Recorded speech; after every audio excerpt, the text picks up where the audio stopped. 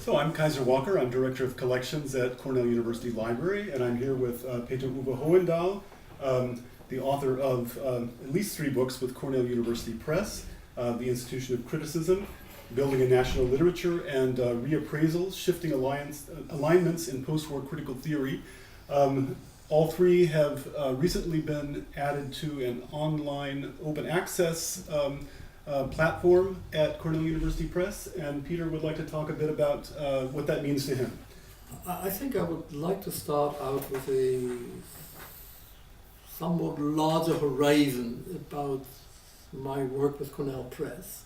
I think it was Cornell Press that turned me into an American author.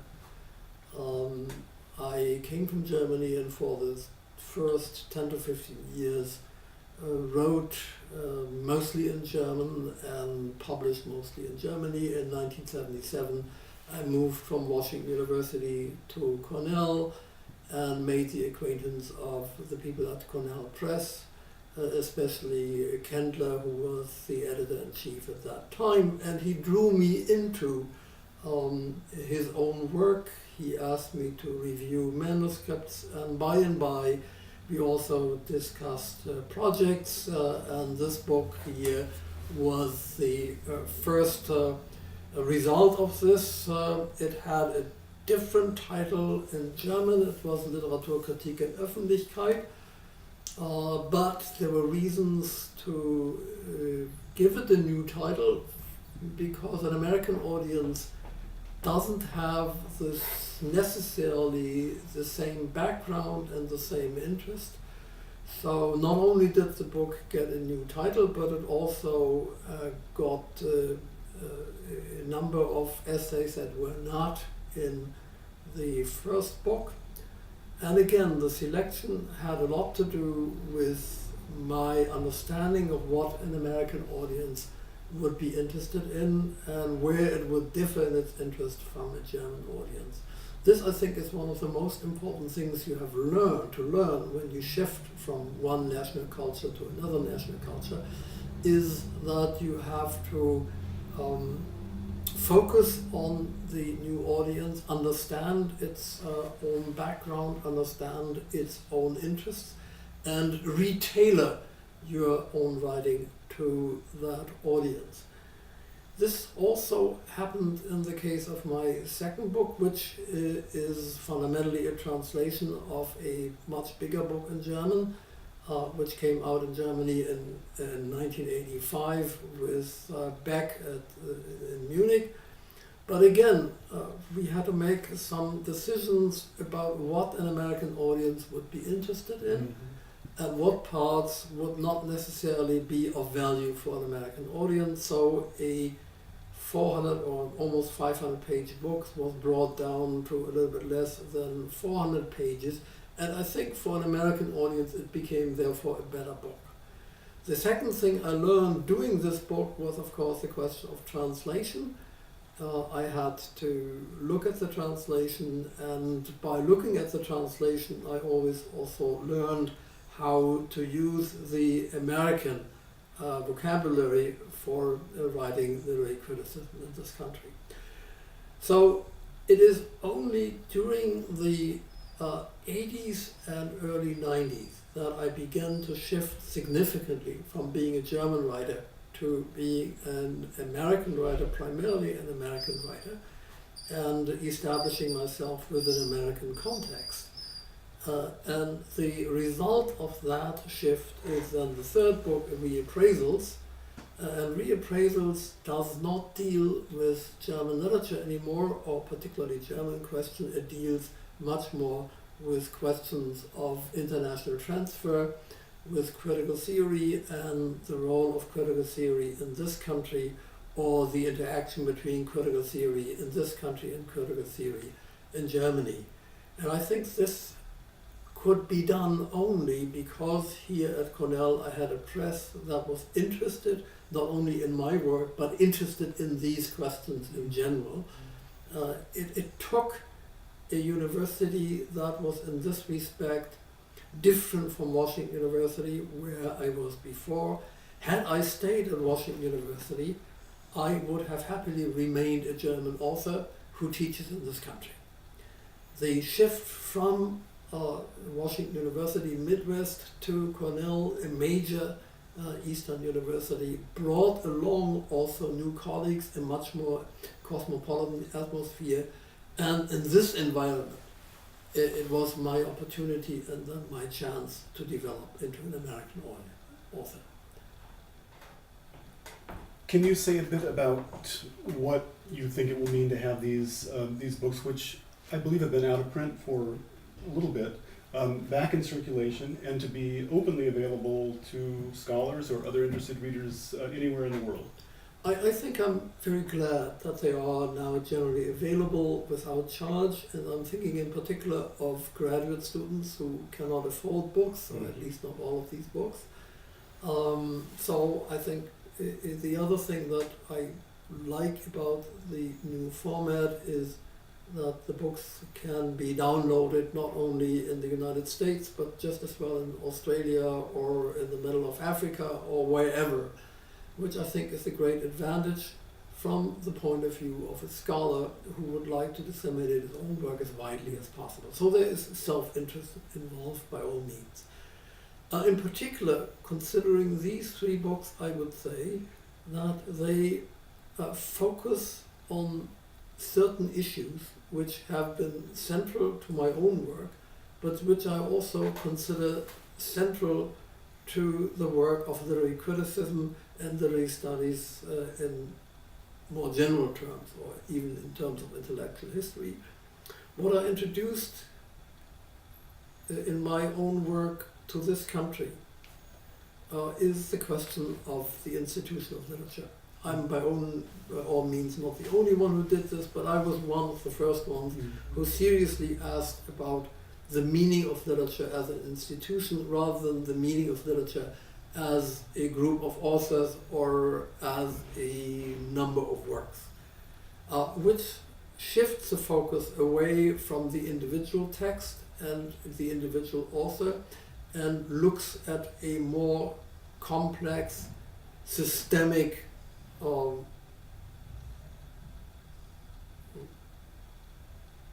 background, and therefore allows you to place individual authors and place individual texts in a much more precise form than it could be done before.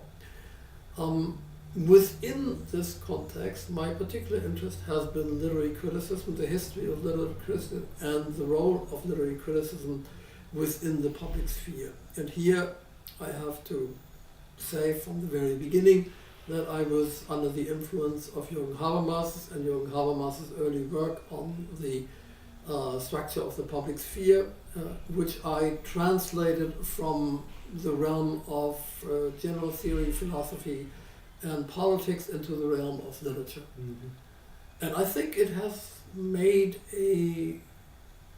definitely a significant difference to look at literary criticism, insofar as literary criticism is taken out of its narrow academic context and moved into the broader public sphere, which means that the interaction between the concerns of the public spheres, philosophical, cultural, political, and literary criticism are moved into the foreground. And that, I think, was particularly important during the 70s and 80s, when the politics of literature was so much at the center of our discussion. And what was missing was a conceptual framework to do this properly rather than in a very reductive fashion. And I think the concept of the public sphere and the concept of the institution, literature as an institution, were very helpful. And in that respect, I think that the three books made a significant contribution to the discussion of the 70s and 80s. And I think these issues are still relevant today, although the discussion has changed.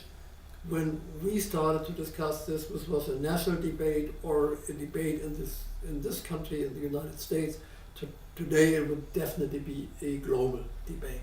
There's been a shift in the past decade or so away from a certain kind of thinking about critical theory and about literary theory, sort of post-theory moment, and I'm wondering how you see the possible impact of the reintroduction of these texts from the 70s, 80s, 90s to the current debates. Yes, I think they are still relevant today, maybe not in the way they were read during the 80s and 90s, but the shift away from theory in general and deconstruction in particular has opened up certain vistas that were central to these books from the very beginning. And I would think that the historical dimension of these books, which is deeply embedded in the way they're constructed and they were thought through, is as relevant as it was in the 80s and 90s.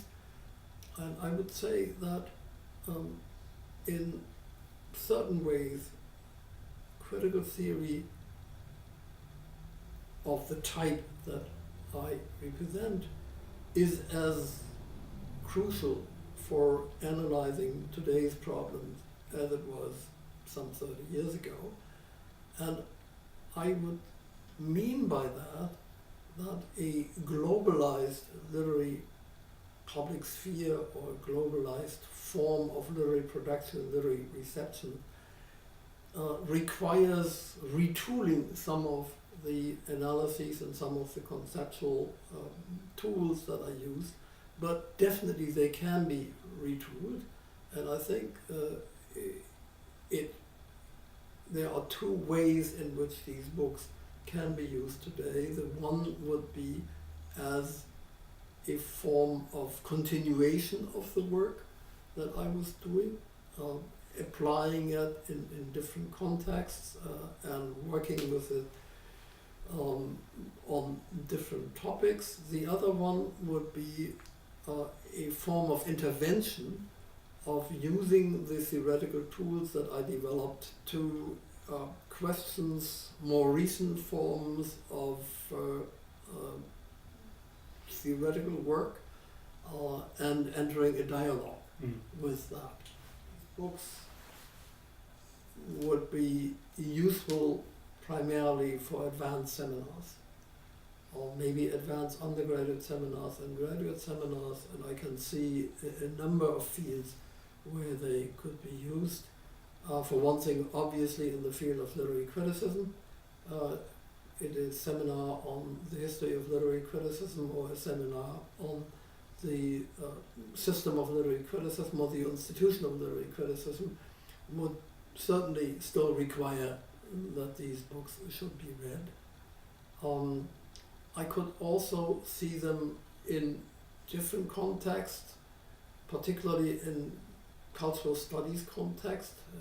Building in national literature would be a book that would be useful in seminars dealing with the cultural identity of a nation, with nation building, with questions of international relations between national cultures, etc., etc. So there's definitely room for a book like this, and the essays in reappraisal might be useful for one thing in a seminar that deals with critical theory, specifically Frankfurt School critical theory, but also might be useful in the context of theory in broader terms, particularly the question of the reception, the transfer and reception of theory from one continent to another, which has been in the foreground lately very much because questions of globalization mean that national cultures have to be transferred from one context to another. And although we know that it happens all the time, we so far do not know that much about the mechanisms, why it happens, why it doesn't happen. And I think these are problems that we have to address, particularly if we are thinking about translation of theory. And if we're thinking about translation of theory from one national culture to another, and are thinking in terms of teaching that at the university, then these books might still be useful. And you would say well beyond the context of German studies then? In this tech, it doesn't make any difference. Now, I understand, I have never checked on this, the building in national literature had a remarkable impact on Spanish and Latin American studies, and there's certainly no contact, no connection in terms of contact and content, but simply a connection of method and theory. Anything else you'd like to say about the books? No, I think I've said enough about the book. Very good. Thanks very much. All right, good.